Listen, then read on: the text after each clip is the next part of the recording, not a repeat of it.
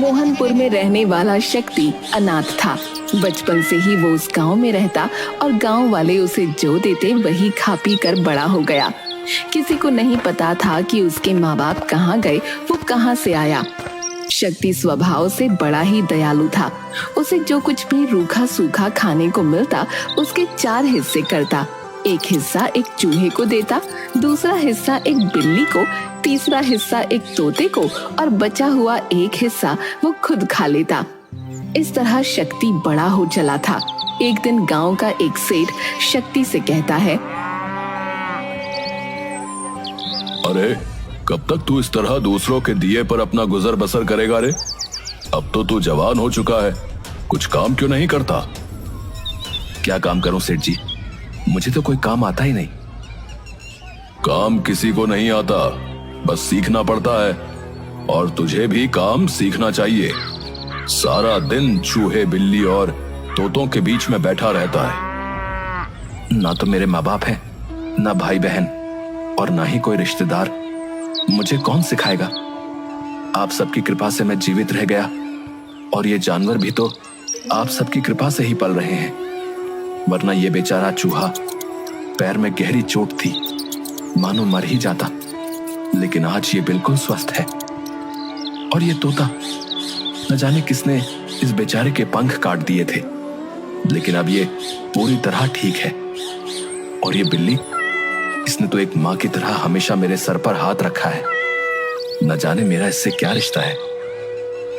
हाँ, तेरी ये कहानी हम बरसों से सुनते आ रहे हैं, लेकिन अब तुझे अपने साथ साथ इन जानवरों के भरण पोषण के लिए कुछ काम करना चाहिए। शक्ति शरीर से काफी कमजोर था। वो मेहनत का काम नहीं कर पाता था और पढ़ा लिखा न होने के कारण उसे कोई दूसरा काम भी नहीं आता था। वो गांव के लोगों के छोटे मोटे काम कर दिया करता, लेकिन उसके बदले कोई उसे पैसे नहीं देता था। लोग बस अपने घर का बचा हुआ खाना उसे दे दिया करते थे। एक दिन शक्ति अपने तीनों दोस्तों से बातें कर रहा होता है। दोस्तों, मुझे अपने जीवन से किसी चीज की इच्छा नहीं है, लेकिन अब ऐसा लगता है कि गांव वालों का बचा खाना भी हमारे हिस्से में नहीं है। शायद इस गांव में हमारा दाना पानी इतने ही दिनों का था। मैं सोच रहा हूं कि किसी और गांव चला जाऊं और काम ढूंढने की कोशिश करूं, लेकिन मैं तुम सबको अपने साथ नहीं ले जा सकता। इसलिए मैं तुम सबके रहने का ठिकाना यहीं पर कर देता हूं। शक्ति चूहे को ले जाकर सेठ के गोदाम में छोड़ देता है, जहां उसे अनाज की भरी हुई बोरियां दिखती हैं। चूहा अपना पूरा जीवन उस गोदाम में रहकर गुजार सकता था। उसे कभी खाने की कमी नहीं होती। चूहा बड़ा खुश होता है और मनुष्य की आवाज में शक्ति से कहता है, मित्र, तुमने तो मेरे पेट भरने का इंतजाम कर दिया है, अपना ध्यान रखना। अरे, तुम इंसानों की तरह बोल सकते हो? हाँ, मैं तुम्हारी सारी बातें सुन भी सकता हूँ और बोल भी सकता हूँ। एक बात ध्यान से सुनो, तुम्हें जब भी मेरी जरूरत हो बस आंखें बंद करके मुझे दिल से याद करना, मैं तुम्हारे सामने आ जाऊंगा। ठीक है मित्र, तुम बस अपना ध्यान रखना, मैं चलता हूँ।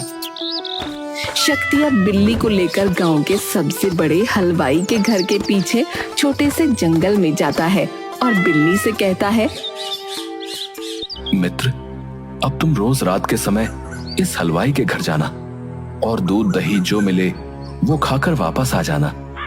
सिर्फ मेरी एक बात का ध्यान रखना कि दिन के समय उसके घर कभी मत जाना और रात को अपना ध्यान रखकर ही जाना।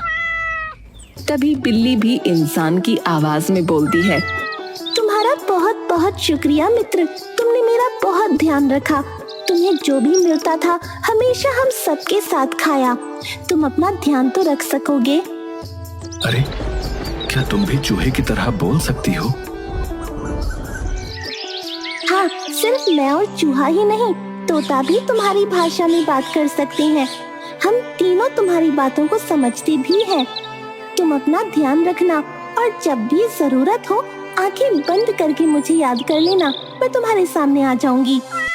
शक्ति बिल्ली से विदा लेता है और तोते को लेकर नदी के पास जाता है। मित्र, मैं जानता हूँ कि तुम भी चूहे और बिल्ली की तरह ही बोल सकते हो और मेरी हर बात समझते भी हो, इसलिए तुम भी अपना ध्यान रखना, शिकारी से बचकर रहना।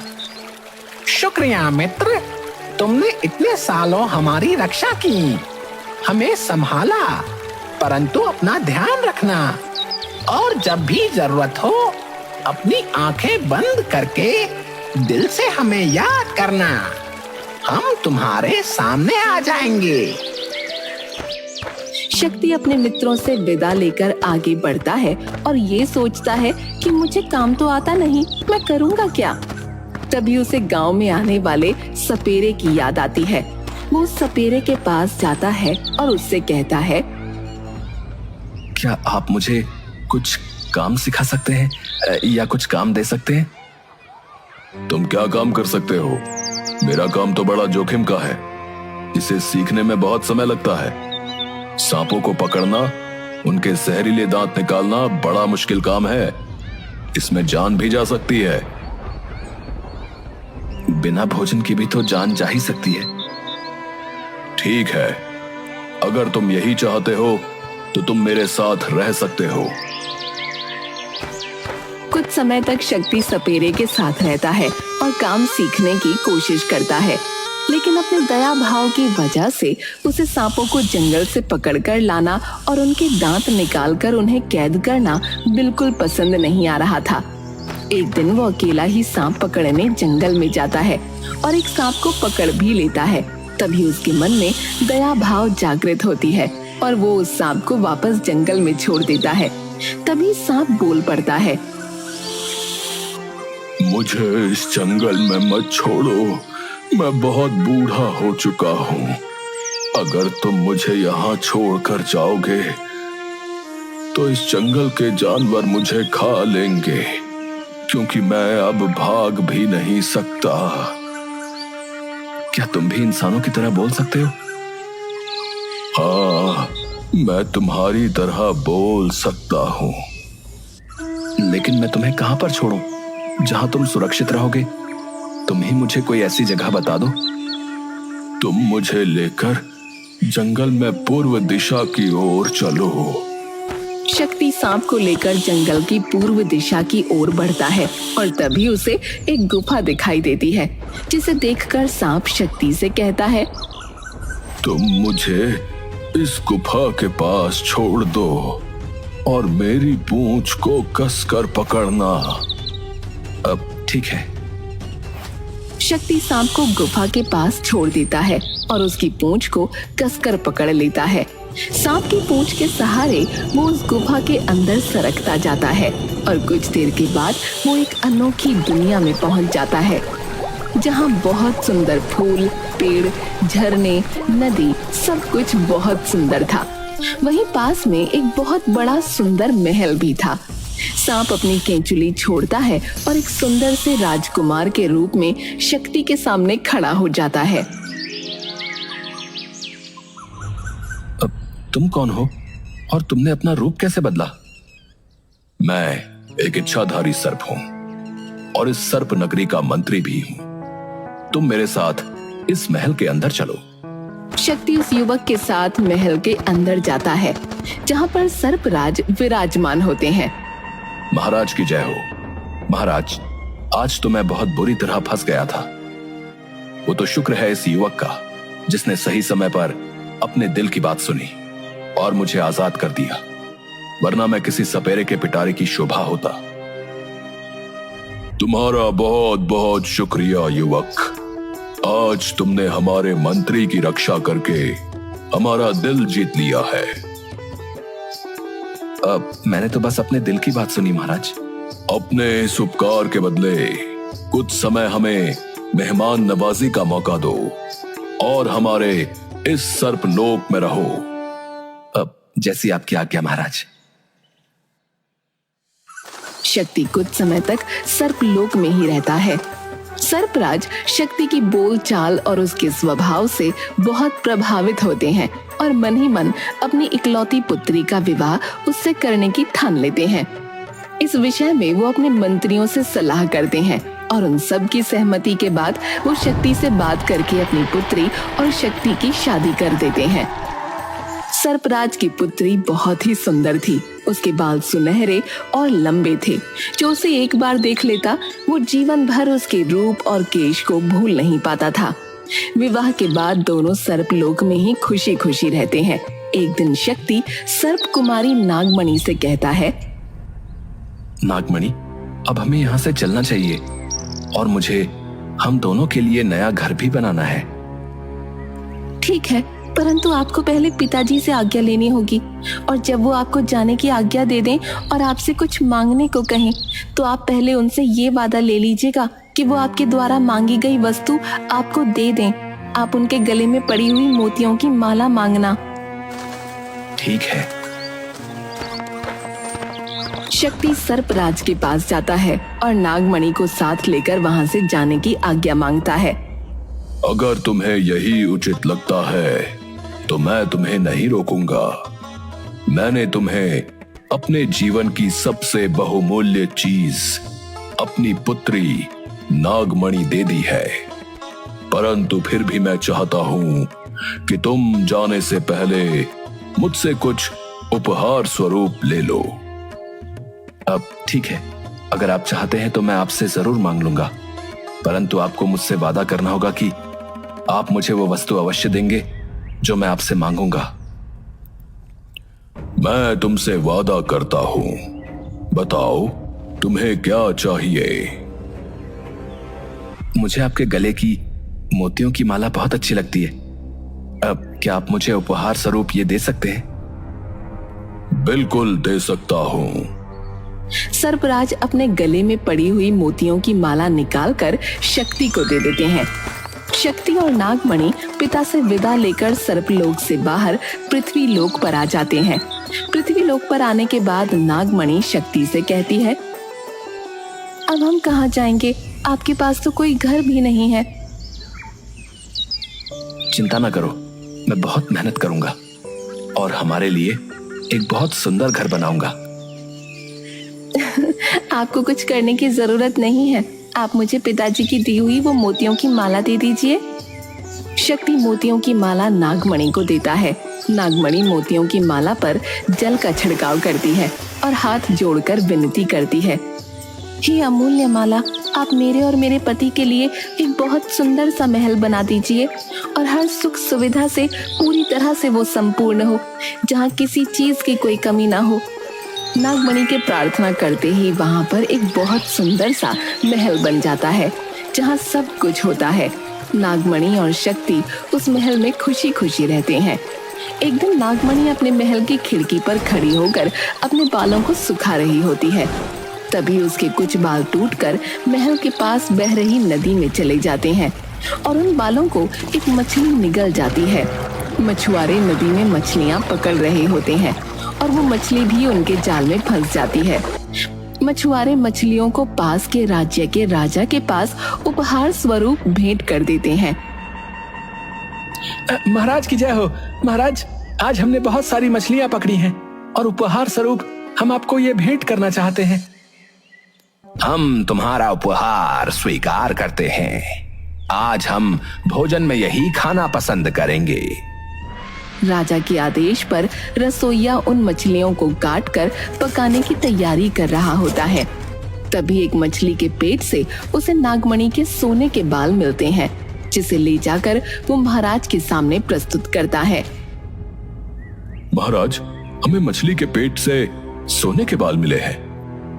ये तो किसी स्त्री के बाल लगते हैं। जिस स्त्री के बाल स्वर्ण के होंगे वो खुद कितनी सुंदर होगी, उसका रूप कितना अनोखा होगा। मंत्री जी, आप पता लगाइए कि ये सोने के बाल किसके हैं, क्योंकि मैं उस स्त्री को अपने राज्य की महारानी बनाना चाहता हूं। जैसी आज्ञा हो महाराज। मंत्री अपनी सेना के साथ पता लगाने जाते हैं कि तभी महाराज के सामने एक कुबड़ी स्त्री आती है और वो महाराज से कहती है, महाराज, सोने के बाल तो सिर्फ सर्पलोक की राजकुमारी के हैं और वो तो सर्पलोक में रहती है, वो पृथ्वी लोक पर कैसे आ सकती है? महाराज उसे सारी बात बताते हैं। महाराज, आप मुझे 100 मोहरें और 10 सैनिक दे दीजिए, मैं बहुत जल्दी ही इसके बारे में पता लगाकर आपके पास वापस आती हूँ। महाराज कुबड़ी स्त्री को 100 मोहरें और 10 सैनिक दे देते हैं। वो स्त्री मछुआरों के पास जाती है और उनसे पूछती है कि वो मछलियाँ कहाँ से पकड़कर लाए थे। मछुआरे उसे नदी के बारे में बताते हैं जहाँ से उन्होंने मछलियाँ पकड़ी थीं। वो सेना के साथ नाव में सवार होकर उस नदी के एक किनारे से दूसरे किनारे की ओर सफर करना शुरू करती है। 2-3 दिनों के बाद उसे नदी के पास एक सुंदर और भव्य महल दिखाई देता है। मैं जब तक वापस नहीं आती तब तक तुम सब मेरा यही इंतजार करना, चाहे कुछ भी हो जाए यहाँ से जाना नहीं। वो आसपास पता करती है तो उसे पता चलता है कि उस महल में एक बहुत ही सुंदर स्त्री रहती है जिसके बाल सोने के हैं। कुबड़ी स्त्री समझ जाती है कि ये सर्पराज की पुत्री ही है। वो महल के अंदर जाती है। तुम कैसी हो नागमणि? कितने समय बाद मैंने तुम्हें देखा। मैं आपको नहीं पहचानती, आप कौन हैं? मैं तुम्हारी बुआ हूँ, तुम्हारे पिता की बहन। बहुत वर्षों पहले मैं इस पृथ्वी लोक पर आ गई थी और तब से यहीं पर रह रही हूँ। मुझे जैसे ही पता चला कि तुम यहाँ पर हो, मैं तुमसे मिलने चली आई।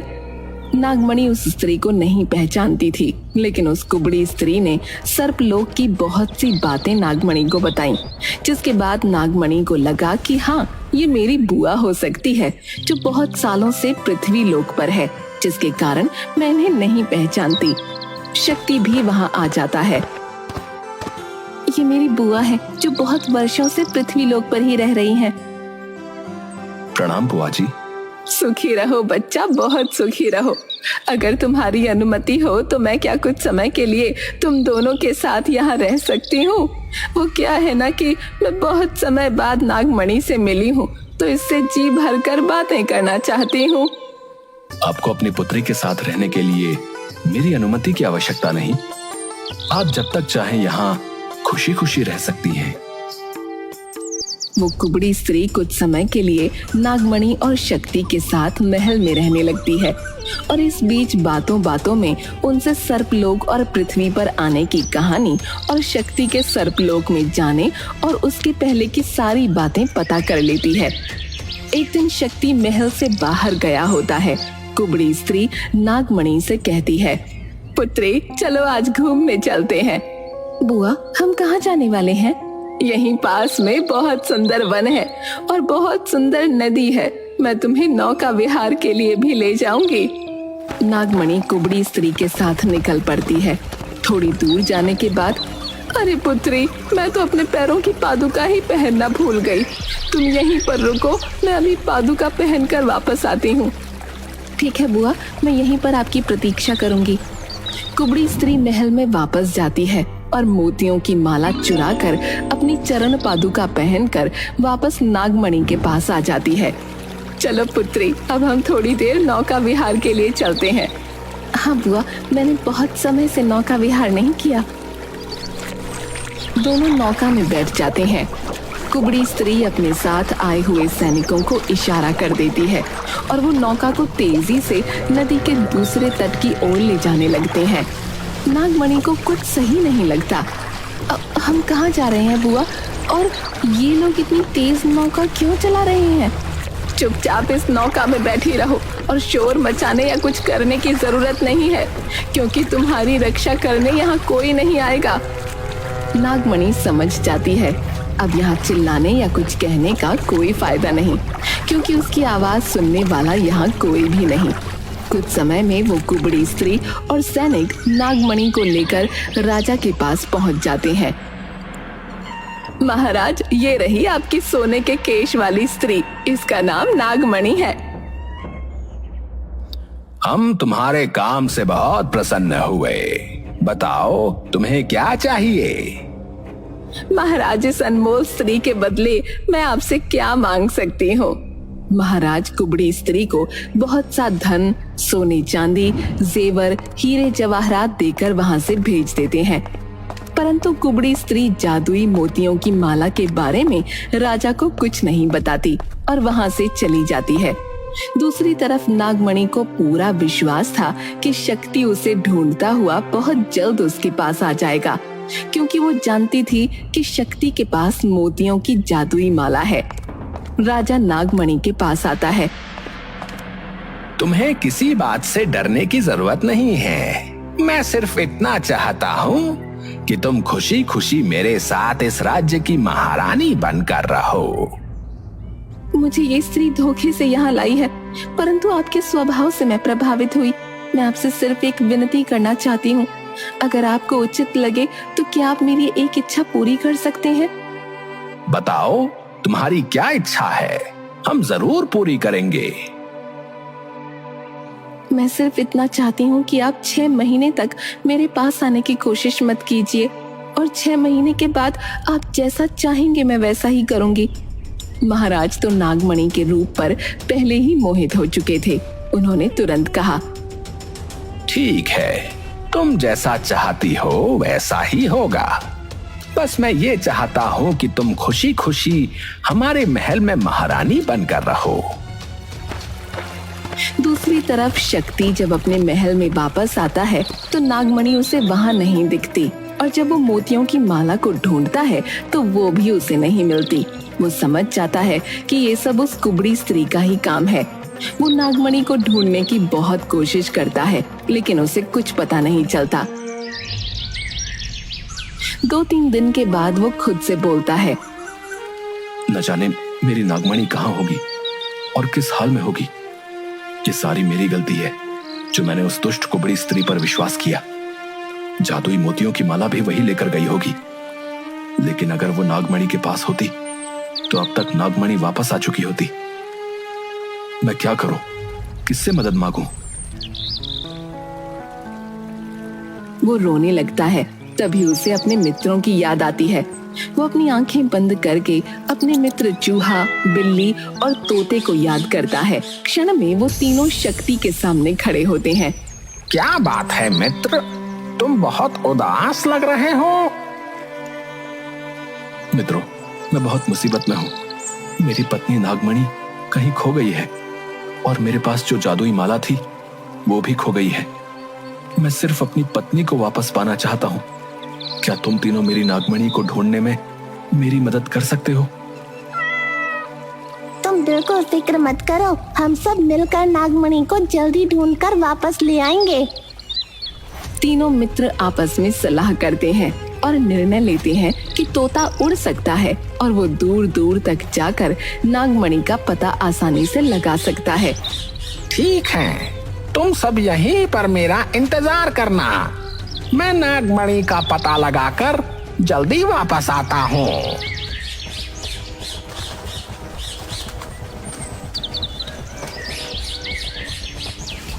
मैंने नागमणि का पता लगा लिया है। वो पास के ही राज्य के राजा के महल में है, परंतु मैंने उसके गले में वो मोतियों की माला नहीं देखी। वो मोतियों की जादुई माला उस कुबड़ी स्त्री ने चुराई होगी। चूहा और बिल्ली दोनों उस कुबड़ी स्त्री का पता लगाकर उसके घर पहुंच जाते हैं और खिड़की से छुपकर घर के भीतर देखते रहते हैं। कुबड़ी स्त्री घर के अंदर आती है और मोतियों की माला को अपने मुंह में डालकर सो जाती है। ये तो बड़ी ही दुष्ट स्त्री है। मोतियों की माला को कोई ले न सके इसलिए अपने मुख में डालकर सो रही है। अब हम इसके मुख से माला कैसे निकालेंगे? ये शेर है तो हम सवा शेर हैं। मैं तुमसे जैसा कहता हूँ वैसा करना।